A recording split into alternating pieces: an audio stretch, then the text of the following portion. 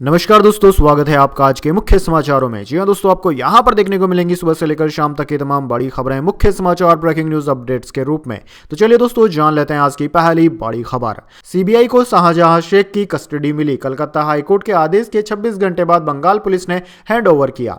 जी हां दोस्तों, कलकत्ता हाईकोर्ट के आदेश के 26 घंटे बाद बंगाल पुलिस ने शहजादा शेख को सीबीआई के हवाले कर दिया है। जांच एजेंसी की एक टीम बुधवार शाम 3:45 पर पुलिस हेडक्वार्टर पहुंची थी। शाम 6:30 बजे के बाद सीबीआई को शाहजहां की कस्टडी मिली। सीबीआई अब शाहजहां शेख को मेडिकल टेस्ट कराने के लिए लेकर गई है। गुरुवार से उससे पूछताछ की जाएगी। उससे पहले बंगाल पुलिस की सीआईडी ने शेख को सीबीआई के सुपुर्द करने से पहले उसका मेडिकल टेस्ट कराया था। मंगलवार को हाईकोर्ट ने 4:30 बजे बंगाल पुलिस को शाहजहां को केंद्रीय जांच एजेंसियों को सौंपने का आदेश दिया था। पुलिस ने कहा था कि मामला अभी सुप्रीम कोर्ट में है, इसलिए शाहजहां को सौंप नहीं सकते। इसके बाद सीबीआई 2 घंटे के इंतजार के बाद लौट गई थी। बुधवार को हाईकोर्ट के दोबारा दखल के बाद पुलिस ने कस्टडी सौंपी।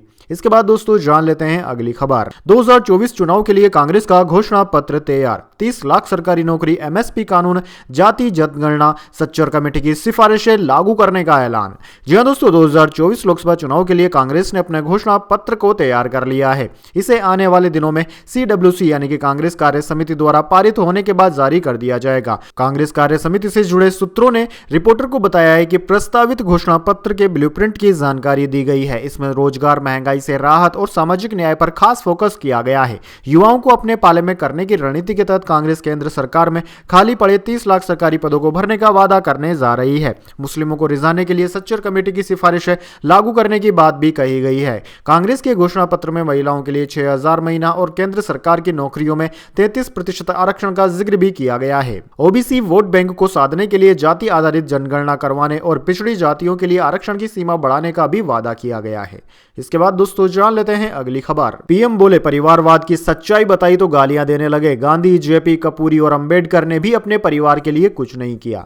जी हां दोस्तों, प्रधानमंत्री ने बुधवार को बिहार के बेतिया में जनसभा की। उन्होंने अपने 25 मिनट के भाषण में लालू यादव का नाम लिए बिना परिवारवाद और जंगलराज पर उनको घेरा, साथ ही इंडिया पर सवाल खड़े किए। प्रधानमंत्री मोदी ने कहा कि राजद, कांग्रेस और इनका इंडिया गठबंधन अभी भी 20वीं सदी में जी रहा है। हम हर घर को सूर्य घर बनाना चाहते हैं, लेकिन इंडी गठबंधन लालटेन के दम पर ही आगे बढ़ना चाहता है।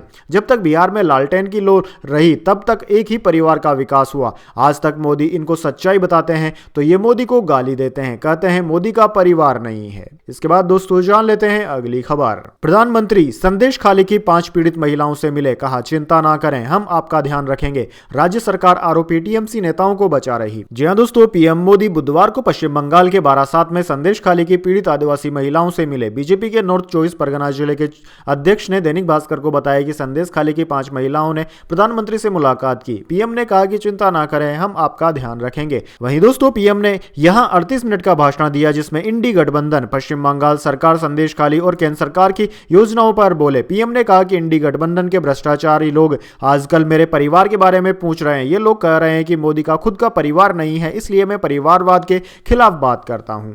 इसके बाद दोस्तों, जान लेते हैं अगली खबर। आरबीआई गवर्नर को उम्मीद, मौजूदा वित्त वर्ष में 8% रह सकती है जीडीपी, बोले कम हो रही है महंगाई। जी हां दोस्तों, भारतीय रिजर्व बैंक के गवर्नर शक्तिकांत दास ने कहा है कि मौजूदा वित्त वर्ष 2023-24 में भारतीय अर्थव्यवस्था सरकार के दूसरे अग्रिम अनुमान 7.6% से भी ज्यादा तेज गति से विकास कर सकती है। उन्होंने कहा है कि मुझे यह कहने में कोई संकोच नहीं है कि मौजूदा वित्त वर्ष में जीडीपी ग्रोथ रेट 7.6% से ज्यादा 8% के करीब रह सकती है। आरबीआई गवर्नर ने उम्मीद जाहिर करते हुए कहा कि अगले वित्त वर्ष 2024-25 में भारतीय अर्थव्यवस्था 7% की दर से आगे बढ़ेगी। इसके बाद दोस्तों, जान लेते हैं अगली बड़ी खबर। लोकसभा इलेक्शन 2024, राहुल गांधी लड़ेंगे अमेठी से। रायबरेली से चुनावी राजनीति में प्रवेश करेगी प्रियंका गांधी वाड्रा। जी हां दोस्तों, कांग्रेस के पूर्व अध्यक्ष और वरिष्ठ नेता राहुल गांधी आगामी लोकसभा चुनाव में अमेठी से चुनावी मैदान में होंगे। सूत्रों से मिल रही जानकारी के अनुसार राहुल गांधी इस बार अमेठी और वायनाड से चुनाव लड़ सकते हैं। वहीं खबर यह भी आ रही है कि इस लोकसभा चुनाव में प्रियंका गांधी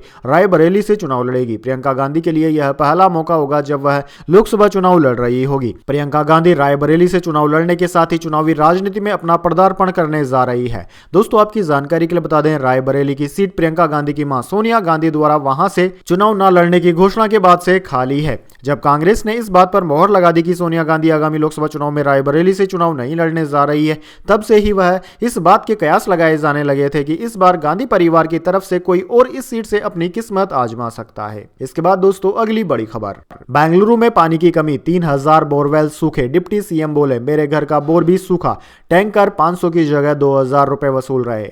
जी हां दोस्तों, बेंगलुरु शहर पानी की भारी किल्लत से जूझ रहा है। कर्नाटक के deputy CM DK Shiv Kumar ने कहा कि शहर में 3000 से अधिक बोरवेल सूख गए हैं, जिनमें उनके घर का बोर भी शामिल है। वहीं शहर के टैंकर वाले 5000 लीटर के लिए 500 रुपए की जगह 2000 रुपए वसूल रहे हैं। शिव कुमार ने कहा कि पानी की जरूरत पूरी करने के लिए हम हर संभव प्रयास कर रहे हैं। हम सभी टैंकों को अपने कब्जे में ले रहे हैं और उन सोर्सेस की पहचान कर रहे हैं जहां पानी उपलब्ध है। 217 टनल भी ढूंढ लिया गया है। हालांकि शहर को कावेरी से जो पानी सप्लाई हो रहा है वह जारी रहेगा। इसके बाद दोस्तों जान लेते हैं अगली खबर, केजरीवाल के खिलाफ ईडी ने कोर्ट में दर्ज कराई नई शिकायत, समन पर पेश नहीं होना पड़ा भारी।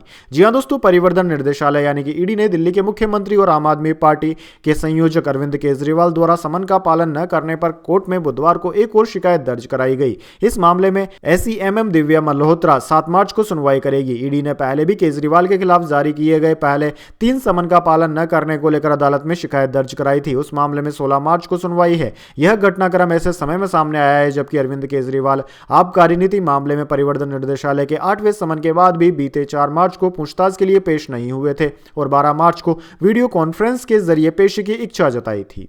इसके बाद दोस्तों जान लेते हैं अगली खबर, शेयर बाजार ऑल टाइम हाई पर, सेंसेक्स 74,151 और निफ्टी 22,497 पर पहुंचा। आईटी और बैंकिंग शेयर्स में सबसे ज्यादा तेजी।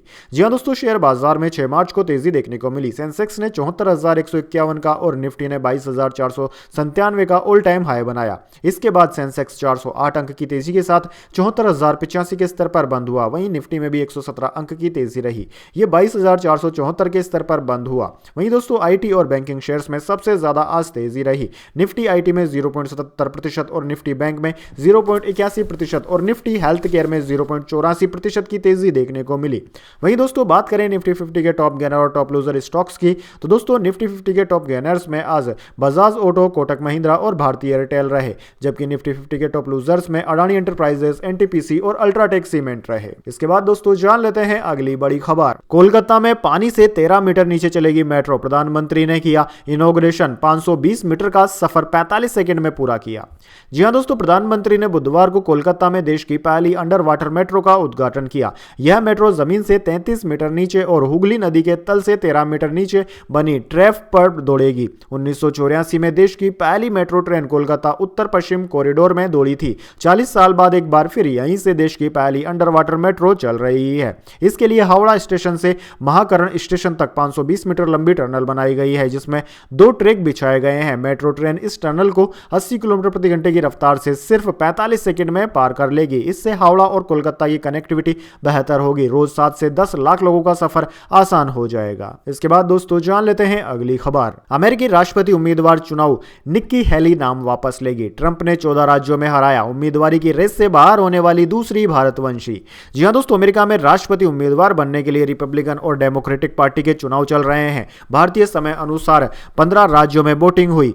इनमें डेमोक्रेटिक पार्टी की तरफ से सभी 15 सीटों पर बाइडेन की जीत हुई, जबकि रिपब्लिकन पार्टी की तरफ से 14 सीटों पर ट्रंप जीते। उन्होंने भारतवंशी कैंडिडेट निक्की हेली को हराया। निक्की हेली सिर्फ 1 सीट पर जीत हासिल कर पाई। इसके बाद अब उन्होंने राष्ट्रपति उम्मीदवार की दावेदारी से नाम वापस लेने का फैसला किया है। निक्की हेली दूसरी भारतवंशी कैंडिडेट है जो अमेरिका के राष्ट्रपति चुनाव में उम्मीदवारी की रेस से बाहर हो गई। इससे पहले रिपब्लिकन पार्टी के विवेक रामास्वामी ने शुरुआती चुनाव हारने के बाद उम्मीदवारी से अपना नाम वापस ले लिया था।